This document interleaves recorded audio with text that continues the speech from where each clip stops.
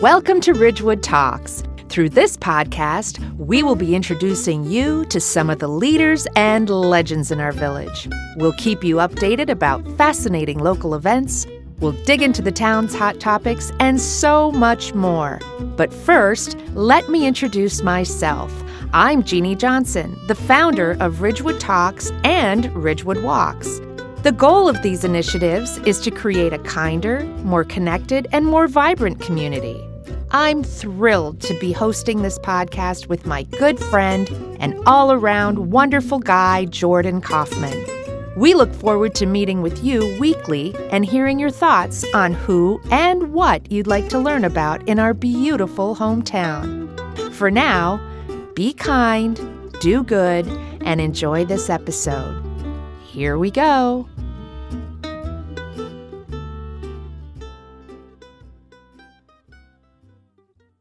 All right, what's up, sport fans? Welcome to Ridgewood Talks. I'm Jordan Kaufman, your host for today. Please remember to follow us on Facebook and Instagram. Obviously, we are on all major podcast platforms. And if you want to see us on video, please join us on YouTube and Spotify to see us in video. We're very thankful to be produced by Ignite Creator Studios. They help with all video podcasting and content strategy for businesses and services. They are located right here in downtown Ridgewood above the Talbot store. And today we are very pleased to have our guest, Cara Murray. Thank you again, Cara, for coming. We'll get a little bit into your background. Please, guys, if you enjoy the show, please share it. And thanks so much for watching. So Cara Murray, Ridgewood resident, live in the Willard district, was part of the Willard HSA. You've been the president of the Library Foundation. You've been involved in the Federation. Tell us a little bit about being in Ridgewood and the experience you've had. Yeah, thanks for having me on this beautiful spring day. I've been in Ridgewood for 18 and a half years.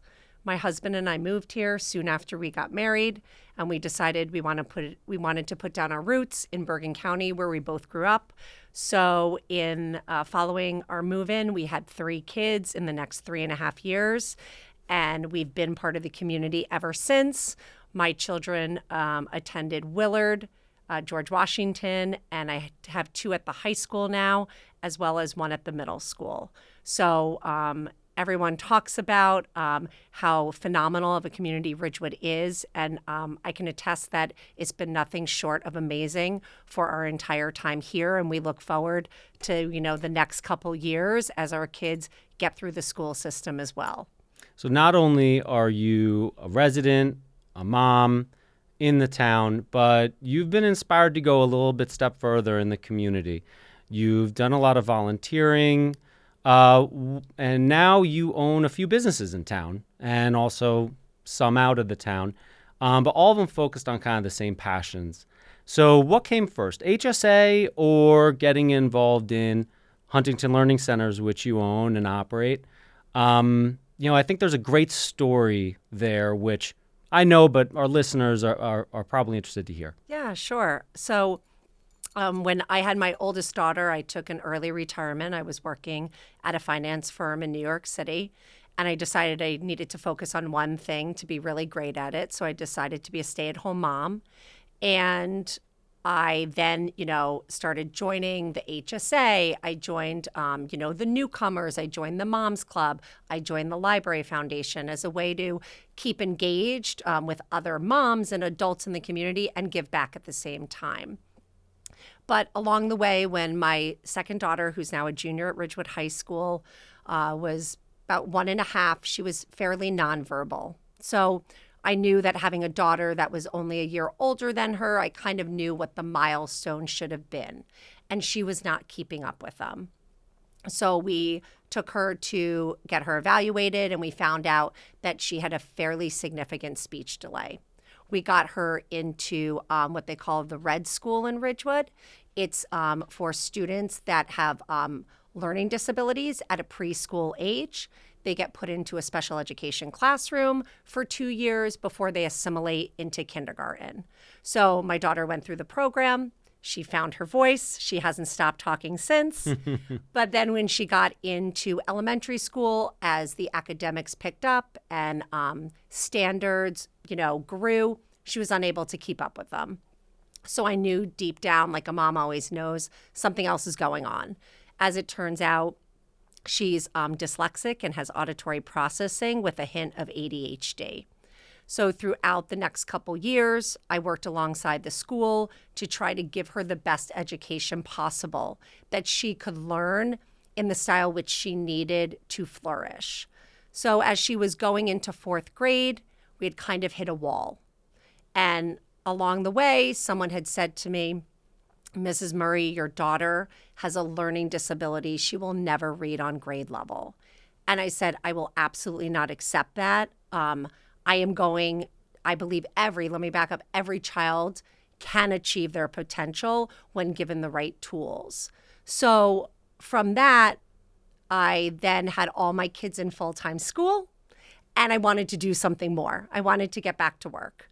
But no one's going to hire a mom that's been home for 10 years.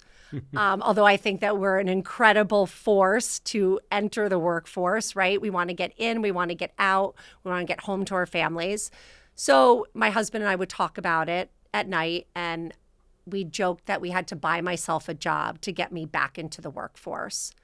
So Huntington Learning Center is actually, born and bred in Bergen County. Their first center was open in Oradell, and then they spread out about 33 centers in the tri-state area. Mm-hmm. So 6 years ago, they announced that they were selling off their corporate centers, that they were going to franchise these 33 locations to join their other 250 locations across the country that were franchised already. I thought that this was a great marriage of, my experience in the business world, my experience in education with Whitney, with helping her get where she needed to be, as well as like my organizational and interpersonal skills. So we purchased our first location in Morris County. It was already standing. It had a 20-year history. While we were at the signing table, they presented us with an option that they had a territory for sale in Ramsey. And my husband said, we have to buy it. And I said, I don't even know what I'm doing yet. And he said, Cara, we grew up here. We know a lot of people here. You're known in the education community for what you did for Whitney. We'd be silly not to try it. So I said, okay, let's give it a try. So I built out my second location in July of 2020 in the height of the pandemic. And then this past August, I purchased the Huntington Learning Center in Ridgewood when it was up for sale. So I now own as many Huntingtons as I have children. And it's been great. It's something that I can truly say I look forward to going to work every day. And every day for me is 7 days a week. So I know the story you tell about Whitney and kind of hearing from people outside of the family, but you obviously know your daughter better than anyone. And so you really said, no, I know a little bit more about where her path can potentially lead, what her potential is. And I remember during COVID, that's the same way I felt about, talking to people about the experience in kindergarten and just being like, what's going on here? How do we make sure our kids don't fall behind given the fact that they're not in the classroom, that there's so much social learning that has to be done? And that was the same way I felt about my daughter. And that's ultimately, we came to you. We said, hey, how do we make sure that we don't fall behind because the school's priorities are going to shift and change as they deal with things? So did anyone else have that feeling after COVID, like, hey, my kids didn't get the experience that maybe some of my other kids got, where how do I make sure that they have the same opportunities and experiences going forward? Is that something that... Absolutely. I think we still have these discussions 5 years later, right? We're just at that 5-year anniversary of shutting down for COVID, right? It's March 2025. It was March 2020. Parents really got a different look at what was going on by sitting to the side or behind the computer. And this was uncharted territory for everyone. Mm-hmm. So when COVID hit in March, that was really when grades are transitioning and introducing content that students need to have to enter next year's grade. So if students, like my son was in 3rd grade, it was when all the critical learning skills were being introduced, inferencing, sequencing, drawing a conclusion. Because the time on the computer wasn't as regimented as being in a classroom, they were just losing those pieces of time. And if you even think back, right, to where your daughter was, those are learning behaviors. Those are learning for those conflict resolution. Those are learning to take directions in big groups and small groups. So there definitely was, this effect that as we got back into the school, the standards were still the same, but we had so much more ground to cover. Yeah, because I think, as you're saying, it wasn't so much, it wasn't that the teachers weren't doing a great job. It was just the environment that we were in made it a lot more challenging to learn the 3-dimensional skills that kids have to learn, especially at early ages. And those foundational skills at the early ages, they carry them through college, right? You're really there's a crack in the foundation. You can't build the 1st, 2nd, or 3rd floor. It's the same idea of learning. Everything is a step built upon the step before. Yeah, and I think that's one of the questions that I've been curious to ask you is at a center like Huntington, you deal in a full range of students, whether they be at the elementary, middle school, or high school level. So tell us a little bit as, maybe some parents are listening and they might have kids in one stage or all 3 stages. What are some of the expectations? Let's just take one at a time. Sure. I have an elementary school kid. I'm not 100% sure. Is it, what's happening? Are they excelling? Should they be in an advanced program? Are they falling behind? What are some of the things that Huntington can help identify and help create more clarity or build on those skills a little bit more? Sure. So at Huntington, every student, whatever their grade level is, they come in and take a full academic assessment. So what that assessment shows us, their norm to their current grade level standards, where each piece of the puzzle is falling. So we look at their vocabulary, at their reading comprehension. For kids 3rd grade and under, we're looking at their phonics, their decoding skills, also their encoding skills, because spelling is so important. Even with technology, we still have to be able to know how to spell. We can't rely on spell check or Grammarly for everything. We look at their math skills. We look at the math skills as they grow because there's so much verbal that is now intertwined into math. It's not just straight arithmetic anymore as you're getting to the higher level elementary grades and further along. So whatever their grade level is, we really do a very deep dive, individual assessment to see where a student is. My students in high school that are preparing to go to college, they take baseline SAT or ACTs with us to determine what is your starting point and what is your goal score to help you get into the school that you desire. So every student is on their own plan. They are moved along their own plan at their pace. And that's where we see the success, right? I mean, there's nothing better than for me to see a student coming in 1st grade, middle of the year, still not reading, still doesn't even know how to write their letters. And then we see them leave and they're ready for 2nd grade and they're right at the grade level standard and they're reading on their own. They're picking appropriate level, beginning chapter books. They're able to sit and do their math homework by themselves.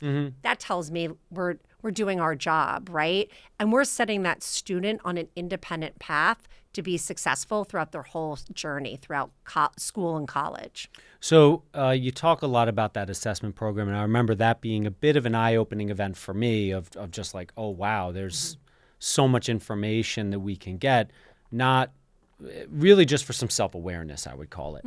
What other forms do parents get if they weren't to go to a Huntington Center and get that kind of assessment? What do they get another place in school, in the public schools, that gives an assessment like that? Or is that really like a one-of-a-kind experience?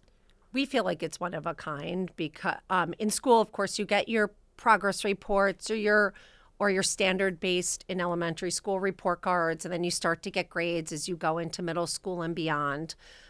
But unless there even if to an issue that might be identified, takes a while to gather data, to put a plan together. And then there's progress monitoring that happens. So we want to see it in the now. We want to put a plan together to fix it going forward in the future. So we really do a deeper dive that unless your student is pretty much being evaluated by the child study team, you're not going to have that same level of assessment data in your hands. Mm-hmm. And as far as, because I think one of the other things that was special about the experience that we had was the flexibility around it. And we didn't have to, kind of live within the confines of maybe, some programs because it's, an organization with a lot of good built-in process and structure. It really was a kind of, okay, how do we create a service schedule that fits within sports, that fits within the child's, call it, tolerance for dealing with after school or on the weekend. How do you guys figure out what the right mix is there? Is it just working with the parents, or is there a particular program that you find works best? So it really is individualized, depending where the student is starting, what the goals are, what time frame we want to complete the program. And again, I have 3 kids. I know life happens, and those extracurricular activities are just as important to a student. Mm-hmm. So we understand there has to be a balance, and it's something that we pride ourselves with, our flexibility. But we're also, very set that students do need to come for the instruction on a regular basis. Otherwise, they're still going to be behind. It's going to take us a long time to catch them up. Mm-hmm. But something that we do work hard is to work with the families. I really take a keen interest in all my families.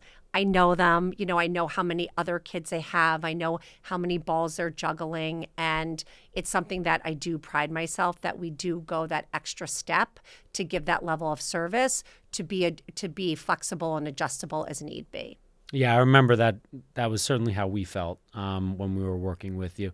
What are some of the ways, though, I sometimes feel like we can conceptualize what that is, but maybe if you could help just give an example of how, you feel that the way that you approach it with a much more like I'm in the community, I'm here to support the community kind of aspect, like how does that kind of come out in pictures, if you will, as you're working with the folks with your centers? Sure. I think that a lot of my own experience is something that I bring to the table. I have three children. I have 3 very different learners. So I've been all over the spectrum in terms of learning throughout elementary. And now I have a senior in high school, believe it or not. So I really feel that I can add that personalized experience touch. I also am always trying to be an expert in my field. So I'm always listening to podcasts. I'm going to community events. I'm listening to educators. I'm also hearing everything. I do a lot of school visits. So on Friday, I have to go visit 2 different middle schools that I'll sit with my current families. I'll sit with their guidance counselors, their child study team, understand what's happening in school. So I then know better how to help the student in the center. And, our curriculum changes. It's my job to understand how curriculum is changing throughout the grades and over time as well. Ridgewood's going through a math change. My 8th grade son reverted back to the old cadence of math. It was important that I knew that, and I was prepared even before I bought the Huntington and Ridgewood, because I had some Ridgewood students in Ramsey, that I knew how do I adjust my programs, that they were now doing Algebra 1 in 8th grade and not geometry anymore. Yeah, I remember for us when we were meeting on a progress report and you kind of coached us through like, oh, you should ask this question. And even as we were getting new teachers, you kind of knew some of the strengths and that those teachers brought to the table that, it just helped us really have our expectations set in line. Obviously, we're in the process of people going through college applications and getting their results. And SAT and ACT prep is probably something that's still on people's minds, is whether they think about where their children came in versus the expectations. Tell us a little bit about what ACT or SAT prep at the Huntington Learning Center, how's that different? How's that, a kind of a proven process for you? Sure.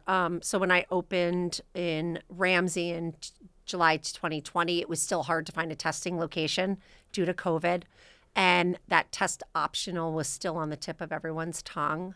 Not so much anymore, though, right? Not It's so getting much a lot anymore. more back in fashion. Even back in from July of 2020 to where we are now, my Huntington and Ramsey actually does the most exam prep of any Huntington nationwide. So it's always been a priority for our families here. Our approach to SAT and ACT, again, it's individualized. So students come in and take that baseline assessment in one of the tests, and then I meet with them and we walk through the data points and we walk through how, what are some of the schools on your mind? Where is your GPA? What could be realistic for you? And then we set a plan. And, the best part about the program is we intermittent test the students along the way. That's our progress monitoring. That's what we know what's working. The ACT and SAT, those tests, right, are 2.5 to 3 hour tests, and they are testing you on everything you've covered in middle school and high school. So there's a lot of moving parts to the test, right? Grammar, a lot of students haven't had formal grammar lessons for some time. So we go back and we really refine and master all those areas of content. And it's such an amazing thing for me to see when I have a student that comes in and their goal is to get a certain score on the ACT, and they start at one number and they get to that, and it just opens up so many more opportunities for them. Then they call me 9 months later and they say, Cara, I got into my dream school and it was because of this score. That makes it all worth it. So seeing the kids at the end of their journey is just as exciting as seeing kids at the beginning of their journey for me. So is the program, is it individual? Is there a way to do it with groups? Like, do you ever see people kind of doing it as a group to motivate each other? So we do it all one-on-one. We still believe that the one-on-one instruction is the most valuable. I have my senior and junior daughter. They were back-to-back in exam prep. At this point, they wish I owned a Taco Bell instead of, Huntington Learning Centers. So they started early. They started at the beginning of their sophomore years. The earlier, the better. Time is more on your side at that point. And they had 2 different starting scores, and they had 2 areas of deficits that they needed filled. If I had put them in a group class, we'd be speaking to one of my daughters one class and one of my daughters another class. It wouldn't be fair. We really needed to target and hone in on what they needed for them to get the score. My daughter right now, she's into 7 colleges, right? We're waiting for 4 more to come back. I have no doubt that her strong GPA coming out of the high school, but with that ACT score has put her in this position today. Right, and I know a lot of SAT prep, or at least when I was younger, SAT prep was done group-based. So it was like, here's your score at the beginning, and you kind of had to self-assess as you went along. And I also explained it that if we find that for one student, we need 2 classes to brush up on geometry, but another student, we need 4 classes. That's how our program is designed, right? That we can really spend and target those areas of content that are going to make them successful. And then as we test them throughout the way, they're temperature checks, right? Before actual test day. So my students often come back and I'll say, how did you feel? And they'll say, the best thing about it was that I knew exactly what to expect the entire test. I joke, I said, if I could predict the actual test, I'd be the most popular person, right? But I can get you really well prepared and set up that when you sit for test day, you've never felt more confident. So kind of since this is a Ridgewood podcast, Sure. We'll have a little fun question of having multiple students coming from all different kinds of schools, towns, and everywhere. Is there any particular strength that you would highlight that the town of Ridgewood and the education system that it has different than some of the other surrounding towns? We don't have to call anyone out by name, but anything in particular that you might highlight that the residents should be like, that's my town? Well, I think it's broader than like the academic skill. I think Ridgewood High School offers every student their own path. Like I give an individualized program. They really give an individualized academic journey to each child, right? Any student, once you get your core class is taken care of each year. And by the way, there's a lot of selection within those core buckets. You have such a wealth of opportunity of electives that students can start to really dive into what area of study they think they might want when they get to college. A lot of the area high schools don't have that.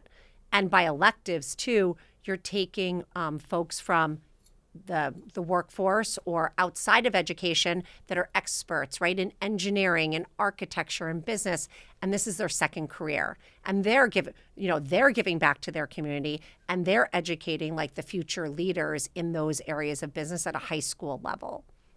What I hear from my students coming back from college is how well they're prepared once they get there. And that is a true testament to the Ridgewood education system. They've seen their roommates from other parts of the country or other towns in New Jersey struggle to keep up with the freshman academics. I'll say a blanket statement. Generally, our kids aren't. If you're going to a school that is appropriate for you and realistic, you can really enjoy your freshman year, take advantage of everything, and you don't feel that you're behind. So these kids come back and they are prepared, and that too is a testament from K through 12th grade that they are ready. Yeah, and I always felt that as a product of the Ridgewood High School system, I really like the size of Ridgewood. I like the elementary to middle school graduation to then high school graduation. And we had Mark here, who was president of the Alumni Association. Oh, sure. And that's something that I think all the people on the Alumni Association really feel like Ridgewood has almost a collegiate feel to it. In one, the structure itself almost looks like a college campus.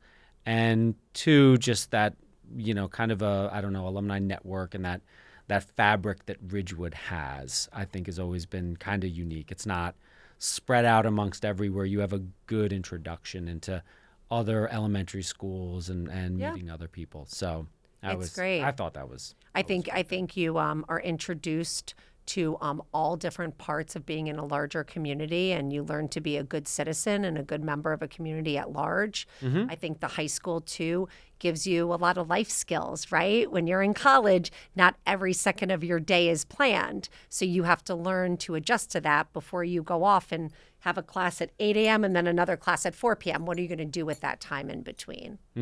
So, and even the fact that the high school responded that they thought the kids needed more sleep, right? And a better, work-life balance and getting more time at home and sleep after sports and school. They made that adjustment to the later start, and they've seen really positive effects of that. That's a school system that understands their community. Yeah, and certainly taking feedback from the community and also having really some great talent, around the federated and the HSAs, it's a great community. And the CPEG, that's the special education parent community, parent organization. I think they're actually having a fundraiser on Thursday. And so, they're really there to be advocates for the kids that are classified, and they have a very good relationship with the assistant superintendents and superintendent. I think our special education departments here have really serve our population well, right? We have programs for every type of learner, which not all districts have. A lot of districts, you have to send your student out of district to get your child educated at different parts along their journey. Let's move to a couple fun questions. Sure. So you mentioned you listen to some podcasts around education. Care to share any? I don't know them off the top of my head. I sit and when I'm driving, I just kind of go on and I just pick a podcast or two. I do listen to a lot of podcasts on the college admission cycle and SAT and ACT prep, just because I'm kind of in it personally, day to day, and professionally. It's a big part of what I do. Any advice as you've just gone through the college admissions process?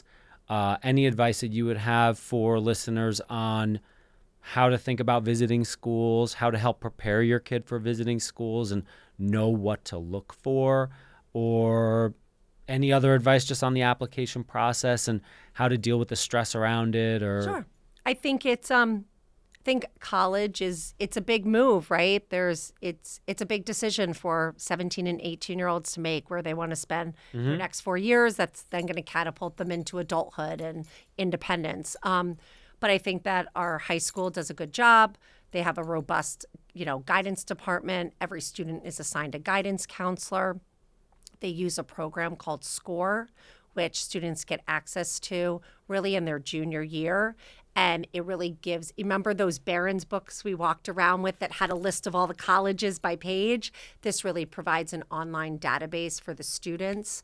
It gives history on where Ridgewood High School kids applied and what their successes were. So you could really see, what's the admission rate for Ridgewood High School kids versus nationally. Because, Ridgewood High School has a very good reputation within the college landscape. I would say, let your child steer the ship if you're comfortable with it. It's been something we gave our daughter a lot of autonomy to do. She really worked hard. She developed her list. The list starts very big and then it dwindles down, and that's okay. You can have 30 colleges and eventually get down maybe to the teens or about 10 colleges. It's much easier than when we applied. We don't have to type things out, print them off, and trifold them and put them with a certified mailing label. And I think that, we were just very realistic. She applied to a smattering of schools that we thought were pretty sure she's going to get into some of them, and others we just didn't know. It's a little bit the way the wind blows on any day for college acceptances. There's so many kids applying to so many colleges at this point, which is a great thing. We want more students to attend college, but it makes it more competitive on the back end. And we really, I just think her attitude has really helped us. She's really been very low key about it. She had everything done by the end of summer. So she was planned it out. She knew her deliverables and she was ready to go. So as much as I know she hated taking the ACT in sophomore year, it really allowed her time to spend and really set up her college process a little bit. She had a little more time to research colleges and know where she would be able to potentially get in. In terms of visits, you could spend every weekend. You can spend a lot of money doing college visits, right? So we saw a handful of schools, and now we're going back as she's gotten into schools to really decide where she thinks ultimately she will fit in. So I think you have a different perspective on the school once you're in it as well. College is exciting, right? They roll out the red carpet. They want everyone to come, right? It's a business for them as well. So I tell kids all the time, seeing what you like is amazing. Seeing what you don't like is just as important. So there are a lot of choices out there.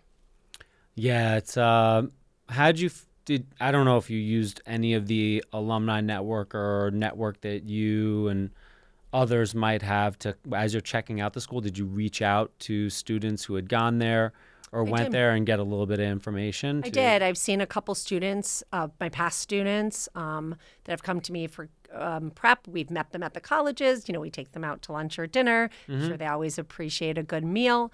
And, we ask for their perspective. My daughter, I think, has done her own research as well. She's talked to former students. She talked to a friend of a student at a school and gave her a different perspective on what their job opportunities do or don't look like coming out. So she's asking really good questions. We took her to a school 2 weeks ago, and a student was giving us within the department. So my daughter wants to be an architect. So within the architecture department, and my husband and I kind of backed off and we said, we're going to go to, the bookstore. You meet us there. And she walked around with a student for 30 minutes. And, when we came together, she told us the type of questions that she asked, which were really well thought of, right? I think she really went in prepared to understand that whole experience. So it's not something you can wing when you go to college. You have to think about all those different parts that make up your college experience. This all fills me with so much anxiety thinking back to these days. So congratulations on getting through it with, your wits still with you. Yeah. And very exciting to hear how that whole process ends up working out. Sounds like you already got some great options. It's exciting to hear. My students stay in touch with me. They call me when they get in. I'm in touch with their parents, and I think I joke all the time. I have 200 of my own kids every year that come through me that I'm so excited to hear, what happens once they leave Huntington, what the next step is for them. One last question. Favorite show or favorite book that you've either reading or watching right now? Oh, so my favorite show, Reacher. Okay. So season 3 is out. It's good. I've got that on my to watch list, but I haven't jumped in yet. And I'm eagerly anticipating season 2 of Landman. That You haven't watched season 1? Oh, it's great. The problem with all the shows, I've got a very long watch list, and it doesn't end up happening at the pace I wish it would. Right. Well, you've got to find some time, and it's something that in between, watching Colette Blue's Clues. shows and And yeah, everything. exactly. Yep. Well, thankfully, we're not watching Blue's Clues anymore. So what's interesting is, my high school kids they watch the same series. So my daughter came down the other day when we were watching Reacher. Oh no, it was my son, my 8th grade son. Maybe I shouldn't be saying this. And we're like, oh, we're watching Reacher, and he's like, I've watched it already. And we're like, really? The youngest. And then actually, I read a great book called The Couple Next Door. So I love a good thriller and mystery novel. So Awesome. Yeah, in all my spare time. Well, that's what I was gonna say. I'm like, it sounds like you're getting some good shows and some books with everything else you're juggling. Yeah. Well, thanks, Cara. Anything else you? No, thank you for having me. This is great. Ignite does a great job, right, with their facilities and their podcast abilities, and they're right here in Ridgewood, and there's such a need for, content and, production that we're so lucky to have them at our back door. Oh, no, I mean, for sure. This has been an incredible, I'll call it upgrade from, Jeannie and I were doing this on Zoom back and forth over, through the COVID years and just trying to schedule things. So having this professional facility at our fingertips has been just such an upgrade. It's incredible. Thank you for having me. I really appreciate it. Thank you so much for coming on. Obviously, this is a topic a lot of people are wondering about, how to help their kids in school, how to help their kids get into the right college that they want to get to, and just making sure they also know, they're giving their kids the right resources. Sure. So thank you so much for coming on. Thank you. Thank you for having me. Thank you again to Ignite Creator Studios for having us here today. Again, Ridgewood Talks. Please follow us on Facebook and Instagram. Subscribe if you haven't already on all the major podcast platforms. And, of course, if you want to watch us on video, YouTube and Spotify is your place. And thank you again, Cara, for having us, and see you guys next time.